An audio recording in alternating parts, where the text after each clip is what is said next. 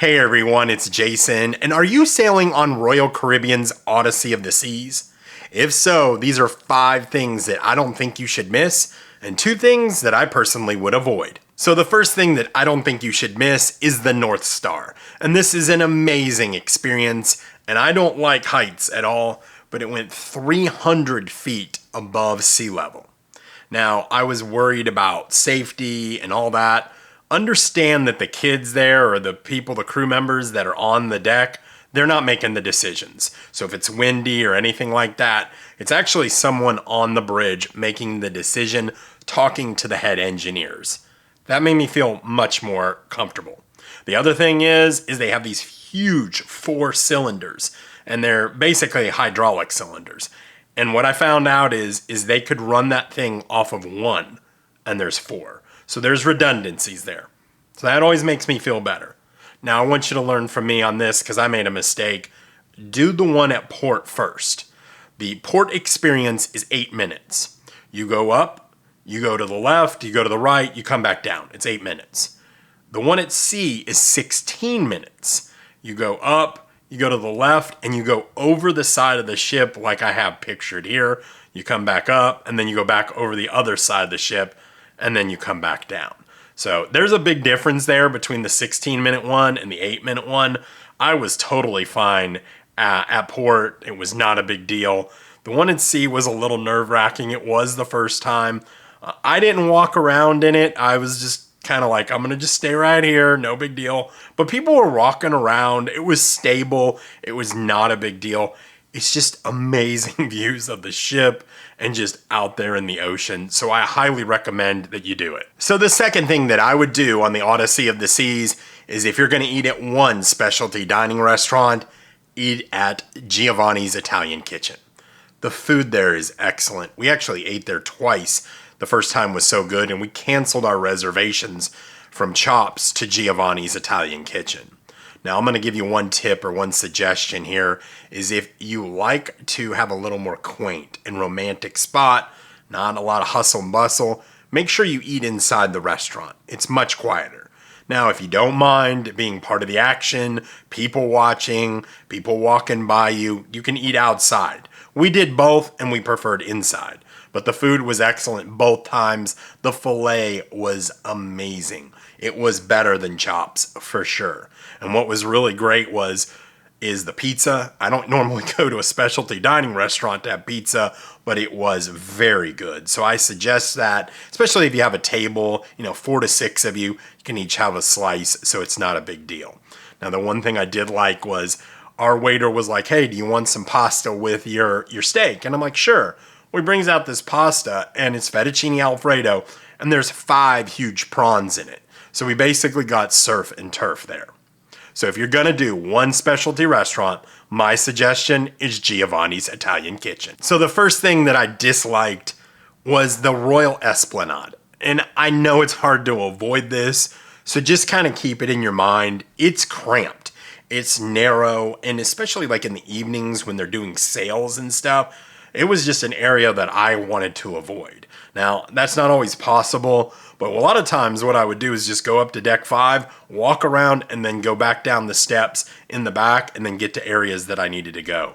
I just did not like that area. It was super, super cramped, especially when shows would let out from the main theater, and then sometimes the main theater show would let out, and then the other show would let out from 270, and there was just all kinds of people there. It really felt tight in there, more so and busy than any Oasis class ship that I was a part of. And I'm going to just tell you this. It was really hard finding 2 things I disliked about this ship. I really had to think about this, and that was one of them, but there's not a lot. This is an amazing ship. You're really going to enjoy it. So the third thing that we really liked about the Odyssey of the Seas was 270, and I'm going to include Cafe 270 in that. What an amazing venue. You can go back there, you can sit during the day, especially a sea day, is really awesome. And you can just watch that beautiful wake view. And there's all these windows. It's absolutely gorgeous. You can sit there and read. You can have a nice conversation with people. The other thing that you can do is go up to the library. If you have some computer work that you need to have done, you can do that. And then there's like this little area. It almost looks like a board meeting area. And I sat there and did some computer work. And I was like, hey, is this open? And they're like, no problem. You can work in here. It's wide open for you. I just really liked this area. What an amazing venue this was. It's absolutely gorgeous. The other thing that I really liked about it is they also have shows in there at night, and then they did like the captain's welcome back party there. And then you have Cafe 270. So if you've ever been on an Oasis class ship, this is like Park Cafe with that amazing roast beef sandwich. And then the seating overflows into 270. So you could be sitting there having a nice roast beef sandwich or eating, and you see these beautiful, like, floor to ceiling windows. I mean, I don't know how tall it is. I would say 20, 30 feet of just windows. Absolutely gorgeous. Highly recommend you check that place out. So the fourth thing that we really liked about the Odyssey of the Seas was Playmakers. And we liked where it was located also. So it was located deck 15 in the aft in the Seaplex. Now, what was nice about that is it doesn't get a lot of like through traffic. You're either going up there to go to Playmakers or you're kind of going to go to the kid zone. But if you're going to the kid zone, you just go to the other side. You don't really walk through that area. And it was a really cool area. It was set up like a sports bar. It felt like a sports bar, but it had these amazing ocean views. Now, you had pool tables there and foosball tables, and you had TVs galore. Great bar, good food.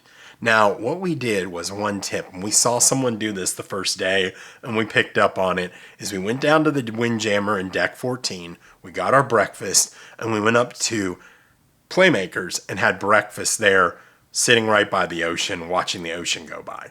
Now, there was really no one to take our plates, so I made sure to take our plates actually back down to the Windjammer, because I didn't know if that was allowed or not, but that's what we did. So that would be a spot that I would not miss out on. Playmakers, deck 15 aft in the Seaplex. It's a great spot. So before I get to the last two, I would ask that you please like this video, as it does help the channel grow. Also, consider subscribing, as I do daily cruise news shorts and tips and tricks. I also do longer cruise videos on Wednesdays, Saturdays, and Sundays at 8 a.m. Thanks so much. So the second thing that I would avoid on the Odyssey of the Seas was El Loco Fresh. And I get it, food is subjective. But in my opinion, it didn't feel very fresh. Quite honestly, the burrito was one of the worst things, burritos-wise, that I've ever tasted. And yeah, I went up to the salsa bar and added some things to it, try to mask that taste some, and it just wasn't very good. Now, the disappointing thing about it is they absolutely were not prepared for line management. You couldn't figure it out. People were cutting lines. It was a mess. And what happened is the buffet, the Windjammer, closes at 3:30 many times. So that was open to 6:30. So a lot of people were like, well, I'll just go to El Loco Fresh. And you could tell they were not prepared crew-wise, food-wise, for that influx of people. It's like you're on the same deck. You're literally 30, 40 feet away from the Windjammer. You would think they would kind of understand they were going to be busy. Just wasn't a good experience for us with El Loco Fresh. So I saved the best for last. The fifth thing that we loved about the Odyssey of the Seas was that forward Solarium. That place was gorgeous. Now, what I loved about it is the great bar. The bartenders were amazing. This beautiful step-down pool. And then you had these great chairs at the bottom, and I thought there's no way they'll be comfortable. Well, they are. They're super comfortable. Then you have these 4 large hot tubs. Now, I don't get in the hot tub all the time on cruise ships, just because they seem like they're always packed. Well, it seemed like in the evenings, there wasn't very many people on our cruise in these hot tubs, and they were amazing. We were in them every single night. Now then you have the Solarium Bistro that was part of the Solarium. Love that for breakfast and lunch. It's a little quieter. There's not as many people in there. And you still can get like eggs cooked to order there, things like that. Really just overall enjoyed the Solarium.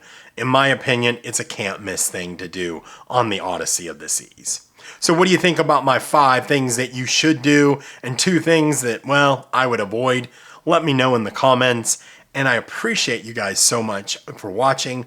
Thanks so much for the support. And until I talk to you next week, happy cruising.